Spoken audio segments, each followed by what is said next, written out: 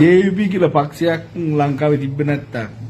මේ වෙනකොට ශ්‍රී ලංකාවත් ලෝකේ දියුණු වලටවල් අතර. කන්නි ಜಾති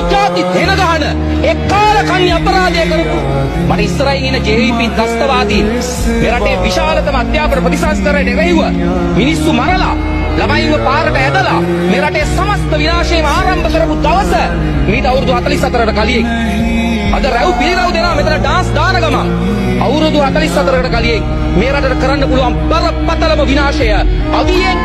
මතවාදයේ සම්පූර්ණයෙන්ම ලෝකෙත් එක්ක එකතු වෙන තිබිච්ච ඉංග්‍රීසි අධ්‍යාපනයේ මත පදනම්ව මේ රටේ අධ්‍යාපනයේ ගේන්න තිබිච්ච ඒ ඓතිහාසික වැඩමුළුව කඩා කප්පල් කරපු කාලකන්ණි ಜಾති දෙන ගහන ඒ කාලකන්ණි අපරාධය කරපුන් අද අපිට ඇවිල්ලා තියෙනවා අධ්‍යාපන ප්‍රතිසංස්කරණ වල වටිනාකම් පිළිබඳව.